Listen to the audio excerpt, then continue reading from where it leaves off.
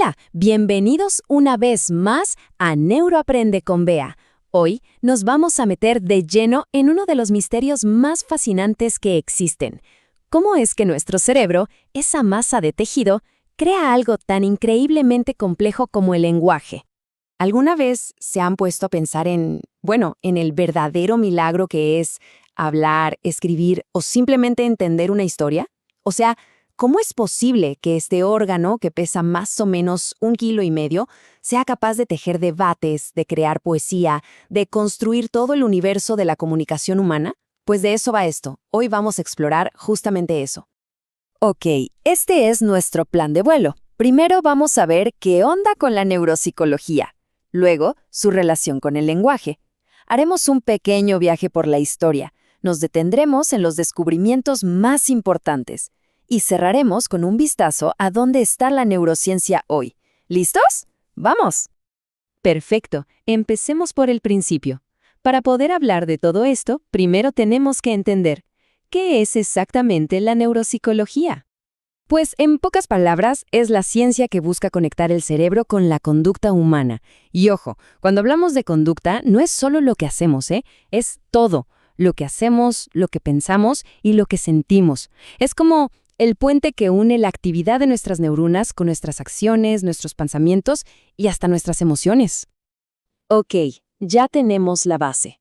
Ahora, llevemos este concepto a una de las habilidades más definitorias del ser humano, y una de las más complejas también, el lenguaje. Entonces, si juntamos las dos cosas, la neuropsicología del lenguaje es justo eso, la disciplina que se mete de lleno a estudiar cómo se relaciona el cerebro con absolutamente todos los procesos del lenguaje. Es aquí, en este campo, donde la ciencia intenta resolver ese increíble acertijo, de cómo un montón de neuronas, disparando señales eléctricas, se conviertan en una historia, en una conversación. Y es que, claro, hay que entender que el lenguaje es muchísimo más que solo mover la boca y hacer sonidos. Es un sistema simbólico, tal como lo vemos aquí. ¿Qué significa eso? Que nos permite representar el mundo y transmitir conocimiento. Es una herramienta súper poderosa para comunicarnos, un set de habilidades para producir y para comprender. Y para que nos demos una idea de su complejidad, miren esto, el lenguaje no es una sola cosa, para nada. Está hecho de un montón de componentes. Piénsenlo, tenemos lo fonético, que son los sonidos que hacemos, lo sintáctico, que es cómo ordenamos las palabras para que tengan sentido, y hasta lo pragmático, que es saber cómo usar el lenguaje dependiendo de con quién y dónde estemos. Todo esto ya nos va dando una pista súper importante. Aquí no trabaja una sola partecita del cerebro, sino que tiene que ser una red, una orquesta compleja y súper coordinada. Pero, ¿cómo llegamos a esta idea de redes complejas? Bueno, para entenderlo, tenemos que hacer un pequeño viaje en el tiempo, porque resulta que esta curiosidad por la relación entre cerebro y lenguaje no es nada nueva. Fíjense en esta línea del tiempo. Es increíble. Hace más de 4,500 años, en el Antiguo Egipto, un documento llamado El Papiro de Edwin Smith ya describía casos de gente que perdía el habla por golpes en la cabeza. ¡Increíble! Pero tuvimos que esperar hasta el siglo XIX para que Franz Gall, con su frenología, hiciera el primer intento serio y sistemático de mapear el cerebro. Y sí, hoy sabemos que su método de medir cráneos estaba equivocado, pero la idea central, la idea de que diferentes partes del cerebro hacen cosas distintas, eso fue totalmente revolucionario. Y esa idea desató uno de los debates más grandes en la historia de la neurociencia. Se formaron dos bandos. Por un lado estaban los localizacionistas, que decían que cada función mental tenía su casita, su lugar específico en el cerebro. Y por el otro estaban los holistas, que decían, no, el cerebro funciona como un todo, como una unidad. La gran pregunta era, ¿quién tenía razón?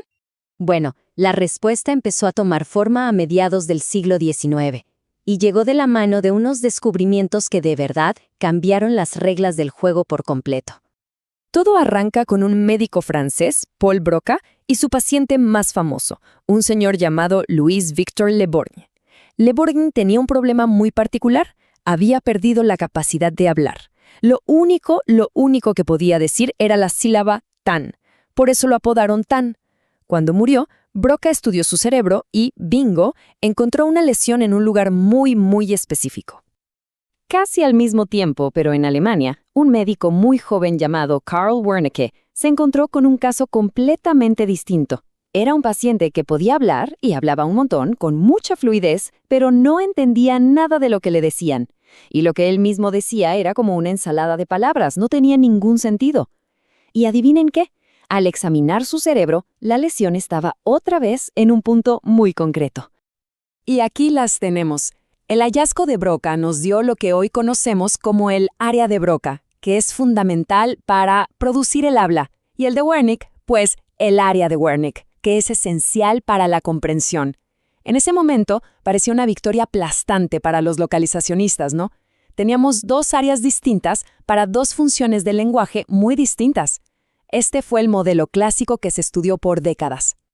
Pero aquí es donde la cosa se pone aún más interesante. La genialidad de Wernicke fue que no se quedó ahí. Él dio un paso más allá y propuso que no solo importaban las áreas, sino también las conexiones entre ellas. De hecho, él fue el primero en hablar de un tipo de problema del lenguaje llamado afasia de conducción, que no se debía a un daño en el área de Broca o en la de Wernicke, sino en el cableado que las conectaba. La analogía es perfecta. Es como tener dos teléfonos que funcionan de maravilla, pero el cable que los une está cortado. La comunicación es imposible. Fue una idea revolucionaria, súper adelantada a su época. Y justo esa idea, la idea de las conexiones, fue la semilla de todo lo que entendemos hoy. El modelo clásico de Broca y Wernicke fue un comienzo increíble, un paso de gigante, pero la historia no se detuvo ahí. Fue el inicio de un cambio de mentalidad. Dejamos de buscar puntitos en el mapa del cerebro para empezar a entender que todo se trata de redes complejas. Y aunque suene terrible, las dos guerras mundiales, pues aceleraron mucho esta investigación. Dejaron miles y miles de casos de soldados con lesiones cerebrales. Y al estudiarlos, los científicos se dieron cuenta de algo. Las heridas en diferentes partes del cerebro causaban problemas de lenguaje súper variados. El trabajo de investigadores como el gran Alexander Luria fue clave para demostrar que el lenguaje era muchísimo más complicado de lo que se pensaba y que reducirlo todo a solo dos áreas era un error. Así que nuestra visión fue evolucionando. Primero pensábamos que todo pasaba en el hemisferio izquierdo. Después nos dimos cuenta de que el hemisferio derecho también tenía un papel súper importante. Luego, empezamos a incluir en el mapa a las estructuras más profundas, las que están por debajo de la corteza. Y así llegamos a lo que sabemos hoy, que el lenguaje es el resultado del trabajo de redes neuronales complejas y distribuidas por todo el cerebro. Al final, ni los localizacionistas ni los holistas tenían toda la razón. La verdad, como casi siempre, estaba en un punto intermedio. Y el gran salto, el punto de inflexión, vino con la tecnología. La revolución de la neuroimagen en las últimas décadas nos ha permitido hacer algo que antes era ciencia ficción. Por primera vez en la historia podemos ver esas redes funcionando en tiempo real. Podemos meter a una persona en un escáner y ver qué partes de su cerebro se iluminan mientras lee, habla o escucha. Básicamente estamos viendo con nuestros propios ojos y con una precisión increíble todo aquello que Broca y Wernicke solo pudieron deducir a partir de sus pacientes. Entonces, haciendo un recuento, hemos hecho un viaje larguísimo, desde los antiguos papiros egipcios hasta los escáneres de resonancia magnética funcional. Ya hemos mapeado con bastante detalle las redes que procesan nuestras palabras. Pero, y aquí les dejo una última pregunta para pensar. Al entender todo este cableado del lenguaje, ¿estamos realmente más cerca de entender el origen de la historia misma? ¿De dónde viene esa chispa de creatividad que les da vida a las palabras? Quizás esa sea la próxima gran frontera por explorar en la mente humana.